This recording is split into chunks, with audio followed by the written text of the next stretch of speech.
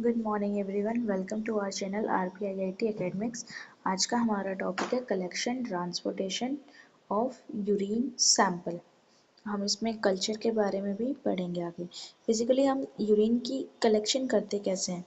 First हम कभी भी यूरिन की कलेक्शन करते हैं तो मॉर्निंग का ही यूरिन होना चाहिए। नेक्स्ट जब हम सोकर उठते हैं, अगर कोई भी हमने बैक्टीरियल इन्फेक्शन अगर डिटेक्ट करना हो, डायग्नोस करना हो, अगर किसी को यूटीआई है तो मॉर्निंग का फर्स्ट जो यूरिन सैंपल होता है वही कलेक्ट करना चाहिए। अब कलेक्ट करना है तो कैसे कलेक्शन यूरिन की हम कैसे करेंगे। फर्स्ट हमने क्या करना है, मॉर्निंग में उठना है। मॉर्निंग में उठने के बाद क्या करेंगे, एक क्लीन स्टरलाइज कंटेनर लेंगे। हमने ऐसे कोई भी कंटेनर यूज़ नहीं करना क्योंकि उसमें पहले से ही माइक्रोबियल ग्रोथ होने के चांसेस हो सकते हैं। हमने क्या करना है, क्लीन स्टरलाइज कंटेनर लेना है।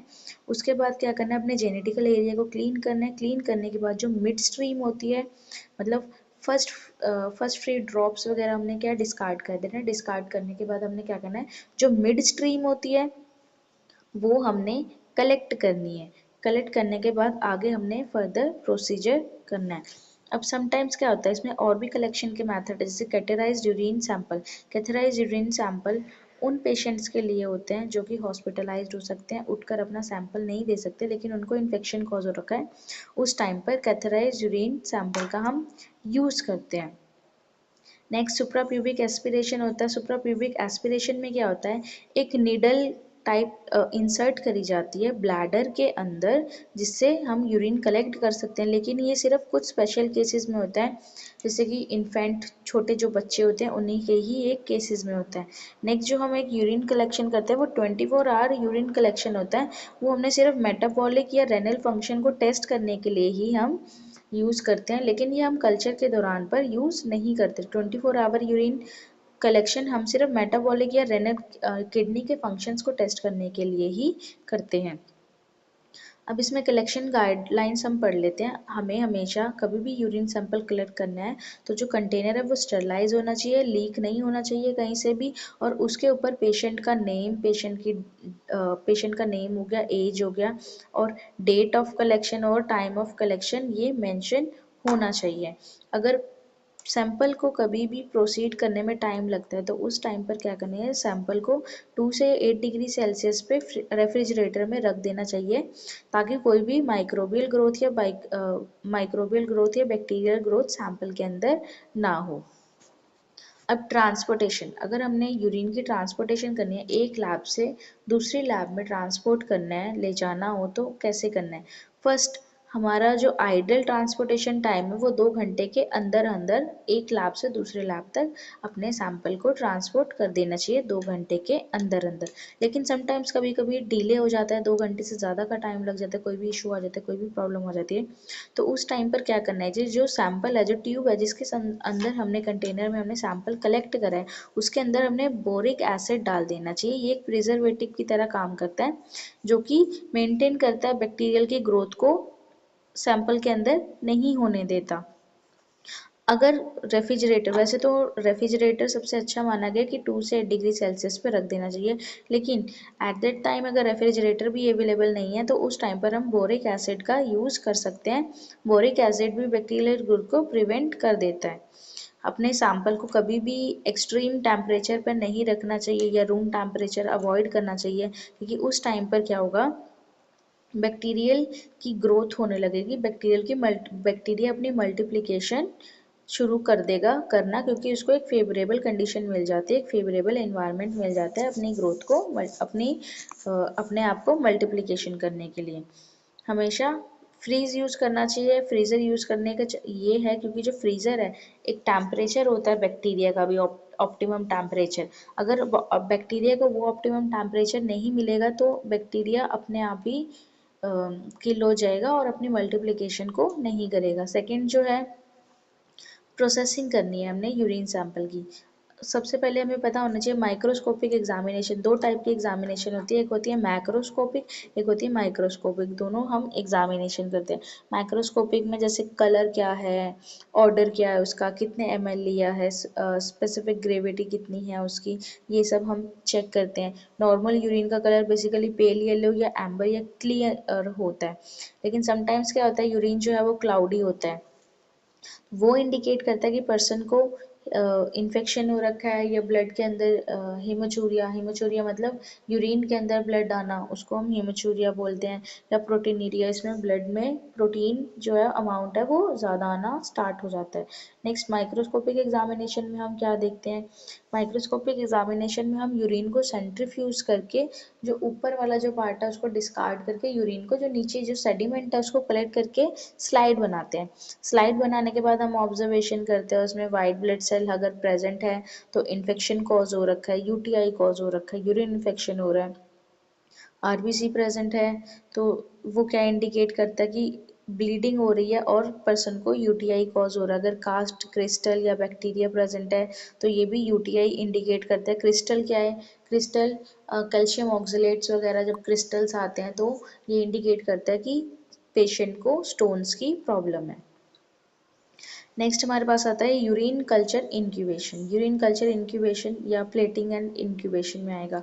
अब इसमें क्या करते हैं, सबसे पहले हमने अपने बैक्टीरिया को ग्रो करवाना है। एक कैलिब्रेटेड लूप हो गई है, वायर लूप हमने यूज़ करनी है जिसमें हमने 1 माइक्रोलीटर या 10 माइक्रोलीटर सैंपल लेकर के स्ट्रीकिंग करनी है। स्ट्रीकिंग करने के बाद उसको 24 से 48 आवर्स के लिए रख देना है। 24 आवर्स में ग्रोथ आ जाती है, लेकिन कुछ बैक्टीरिया स्लो ग्रोइंग होते हैं, 48 आवर्स ले लेते हैं।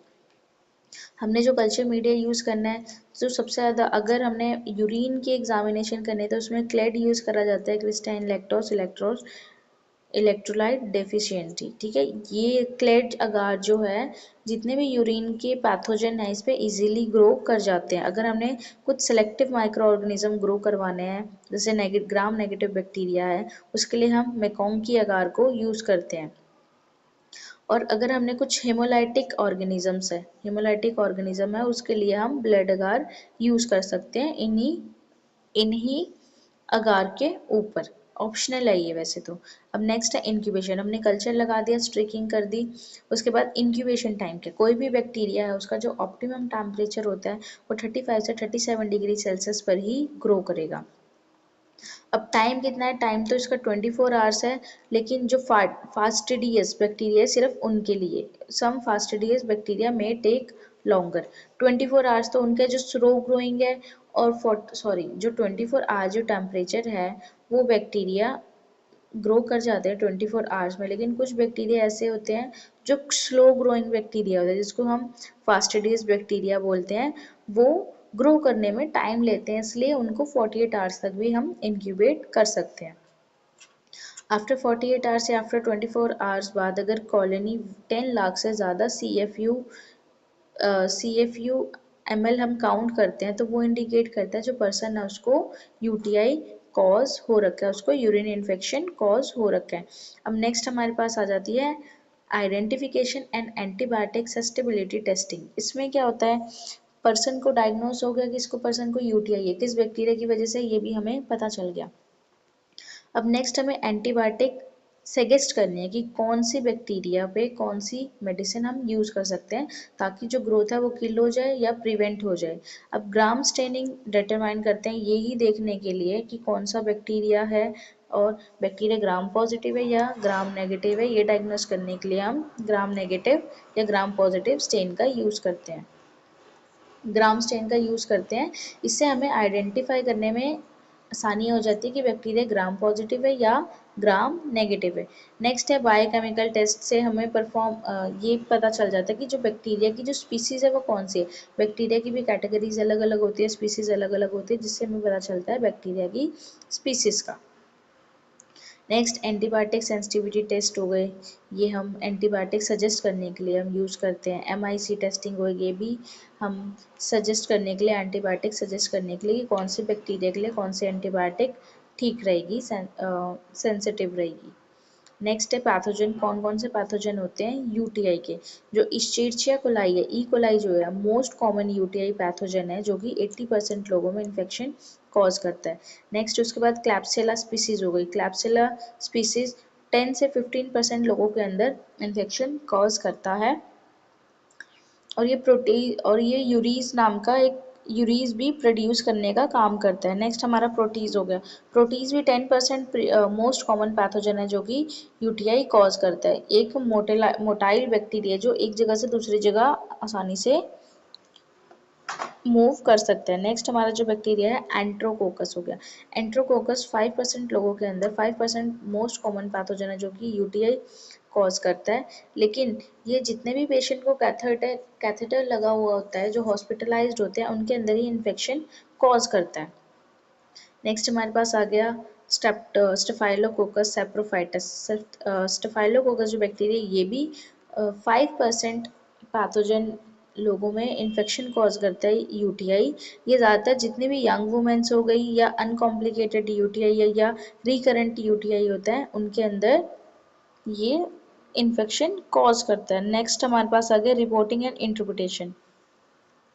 रिपोर्टिंग में अगर नेगेटिव कल्चर है, कल्चर कोई भी बैक्टीरिया इन्फेक्शन कॉज नहीं कर रहा, तो हम उसको नेगेटिव देते हैं। 24 से 48 आवर्स के बाद हम उसको रिपोर्ट को नेगेटिव देते हैं।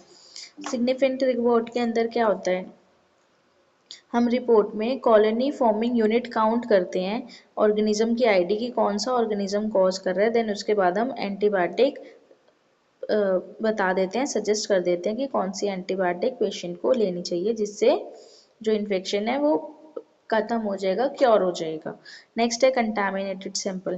कंटामिनेटेड सैंपल में क्या, बैक्टीरिया की मिक्स्ड ग्रोथ आती है, एक प्लेट के ऊपर काफ़ी सारे अलग अलग माइक्रो ऑर्गेनिजम्स ग्रो कर जाते हैं, जिस वजह से हमें पता चलता है जो सैंपल की जो कलेक्शन जो हुई है वो गलत तरीके से करी गई है, तो दोबारा से रिपीट सैंपल लगवाने को बोलते हैं। तो ये आज का हमारा टॉपिक था यूरिन कल्चर का। सैंपल कलेक्शन हो गया, ट्रांसपोर्टेशन हो गया, कल्चर हो गया और सैंपल प्रोसेसिंग हो गया। Thank you.